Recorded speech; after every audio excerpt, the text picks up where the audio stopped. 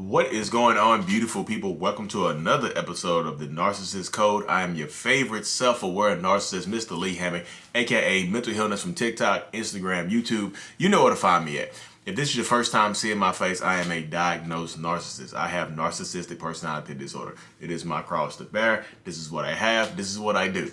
The point of my entire platform of over 500,000 people on TikTok and Instagram, if you combine everything, is to bring awareness to narcissistic personality disorder and the abuse that comes along with it, to validate the victims and survivors of this disorder.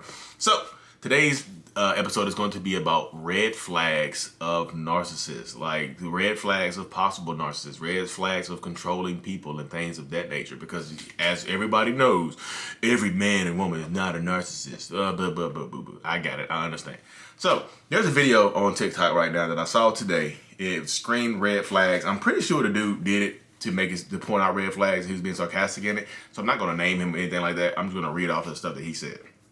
The name of the video is Reasons Why I Would Be a Bad Boyfriend. The first thing he says is like, I'm way too nice. If somebody says to you on the first date, like, the reason I'm single is I'm way too nice, and we know nice guys finish last, oh my goodness, that is so manipulative. Could it be true? Yeah, it could be true. But people who say that are setting you up or trying to get you to lower your defenses. Like, oh, it's a nice guy finally, or it's a nice girl finally. Like, oh, a nice person. I'm so used to meeting a-holes and toxic people that it feels so good to finally meet somebody that isn't, oh my God, I'm so happy right now. And things like that. So in this situation right here, if somebody says that to you, somebody opens their mouth and say that to you, like, I'm way too nice. Like, you would probably run over me and stuff like that. People take advantage of me, and I don't know, like, could it be true? Yes. But a lot of times it's just not. It's just somebody that, there's somebody that's been a bad person, somebody that's been extremely manipulative their entire lives and is single because people have spotted that out, that they're being manipulative and not a nice person. So I'm just too nice. You take advantage of me. Nice guys finish last is manipulation. It just is. I mean, I know people are going to see this video like, nope. My boyfriend said that on the first date and he is super nice. I said, not everybody who says this is lying, but people who say that I'm too nice or setting you or getting you to lower your defenses by saying that. Because that's what I would say. I'm just a nice guy. And nice guys finish last. So that's why I'm single. And like, I like to shower people with love and affection and stuff like that. And I'm just too good. I'm just too nice of a guy or girl, That is manipulation. So there's a red flag, y'all. There's red flag number one. The next thing he said was, he said, I worry way too much. Like, he worries about you way too much. So he would want to be on the phone with you 24/7. He said, I'm not doing this to bug you. I'm just doing this because I worry about you and I care about you and I love you. And I just want to know where you are at all times and things like that. That is a red flag. That is controlling behavior. Because I've had people, when I do my one-on-ones over Zoom, they tell me that their narcissist tries to stay on the phone with them 24/7, has their location turned on, has like the, what's that app? Location 360 or whatever, to know where they are at all times because they are controlling. They want to know your location at all times. They want to know where you are, what you're doing, because they don't trust you, because they have insecurities and they are very, very controlling, manipulative people.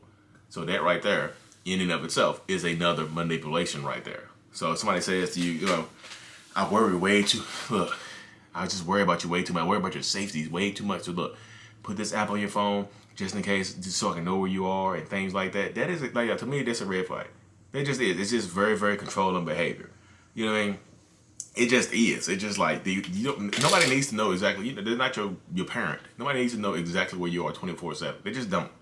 You know what I mean? That's just worrisome right there. They could be projecting because they don't want you to know where they are 24/7. So because a lot of times they don't reciprocate the behavior. They don't have you don't have their location and things like that. They just want to know where you are, so they can avoid you, and maybe they can be sneaking around doing their thing, they thing on the side or the thing on the low and whatnot. The next thing he says is, I don't trust other guys around you. I trust you, but I don't trust other guys around you. And that can be over for the opposite sex too. If a girl says the same thing, I trust you, I don't trust other girls around you. That means, in a nutshell, that they do not trust you. They don't want you around anybody of the opposite sex. They want you all to themselves. So a lot of times, you hear people say that, that is a controlling, manipulative tactic right there, where they try to they try to eliminate friends and family sometimes of the opposite sex around you. They don't want your male cousins around you. They don't want your female cousins around you if it's a woman. They want you all to themselves. They want to be the only man or only woman, the only person of the opposite sex in your life. Like literally, try to isolate you. Like your male friends, nope. If you're a woman dealing with somebody like that, you won't have any male friends. They may, just call your male friends off. And then sometimes it sounds cute. It sounds like they worry about you. It's like, oh, it's just protective of me. He's just protective. No, he just doesn't trust you. He's just controlling. She just doesn't trust you. She's just controlling it. She wants you all to herself or himself. They just want you around 24/7 for that specific reason. So, you know, not they don't want you around 24/7. They just don't want you around anybody else of the opposite sex because they don't want you breaking their heart and cheating on them and doing stuff like that. They don't want that. You know what I mean? So be careful with that because that is a red flag right there. It just is. You know what I mean? So be careful when somebody says that.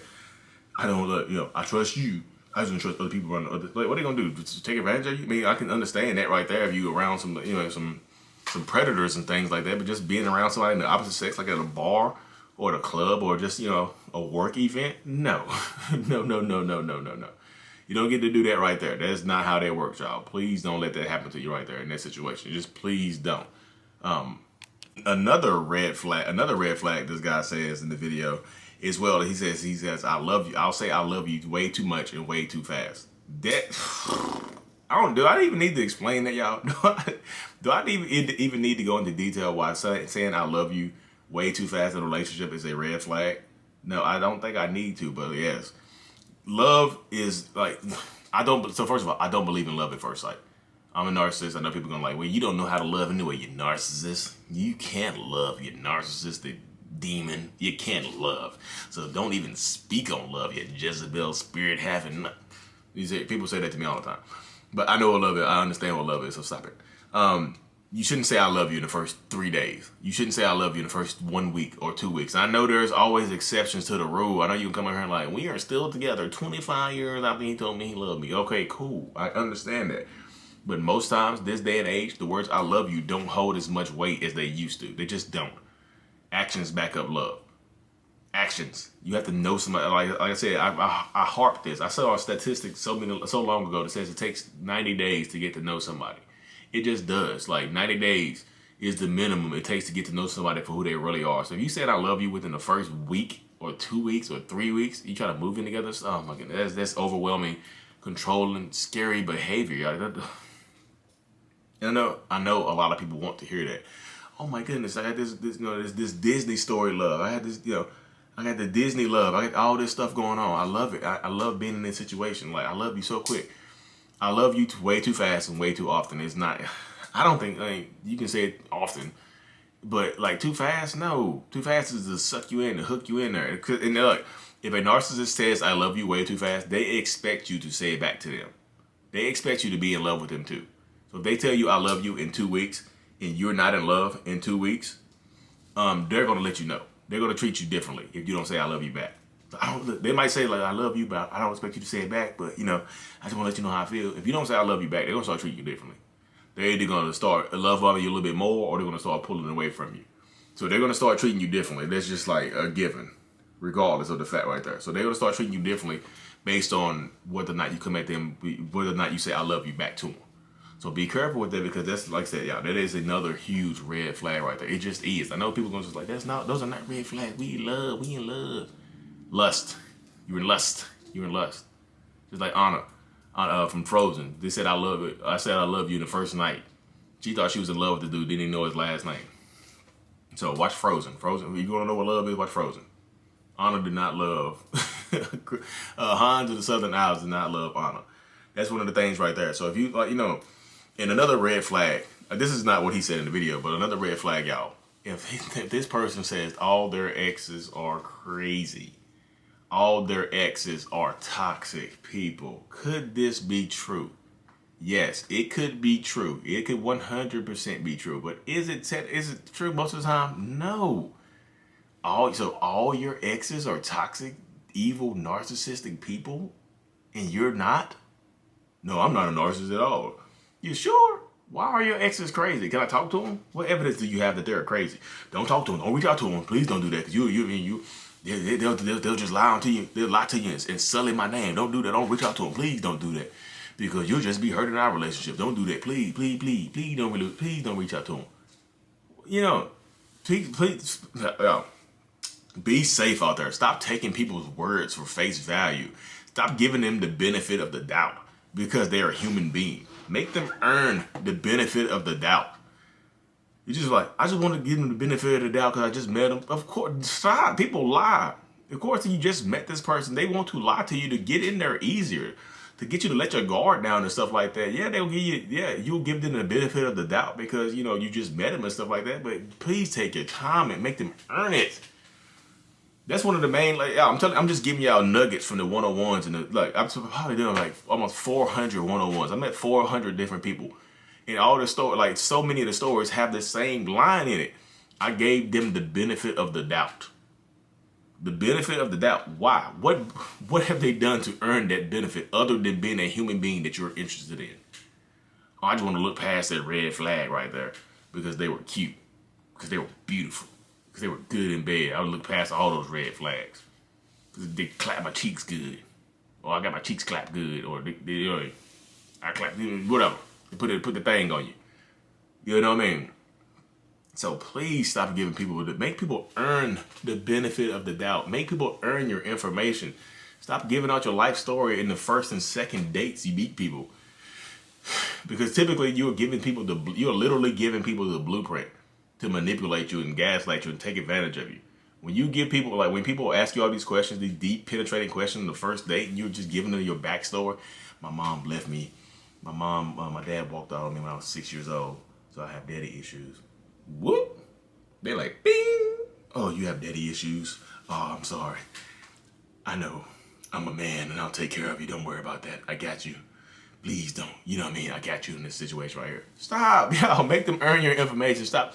Because when you were too open, too honest, and too nice, and you were an empath, that's what I'm an empath, so I was just honest with them. Oh my God, stop.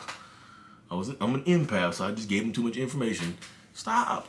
Because you're giving this person too much information, you're going to give the next person too much information, and then the next person too much information. And they're going to weaponize that into a perfect like love bombing sandwich. Here's your favorite flowers. Literally, I had a girl tell me one time, and she told a dude, she's like, nobody's ever gave me a bouquet of pink roses before, and that would just blow my mind. Surprisingly, the next date, he had a bouquet of pink roses. Blew her mind. How did he know to do that? Oh my God, yo, you make it too easy. Make it harder. Stop putting all your information online, especially on the dating profiles, y'all. My next episode is going to be about dating profiles. I got to go into it. I just have to. So like and subscribe if you want to know what a narcissist is looking for in a dating profile and what a narcissist dating profile is going to look like. Because I'm going to create a dating profile. I'm just going to do it in front of y'all. Walk you through it, what I would do and what I would say and what I would put on there and what I would be looking for. So tune in, like and subscribe this. If you're watching this, if you listen to this on podcast form, give me on Apple Music, give me like 5 stars, please. I love y'all. I love you. What just happened? I just dropped something. I love you. I love you just as much as narcissists can love. So you one of the people who don't think narcissists can love? Do I love you or do I not love you? Anyway, y'all, thank y'all so much for tuning in. I really truly appreciate every single one of y'all. Y'all, thank you. I had a great year. 35 was a great year. Year 36 is off to a great start. Thank y'all so much. Peace out. Watch for those red flags. Thank you.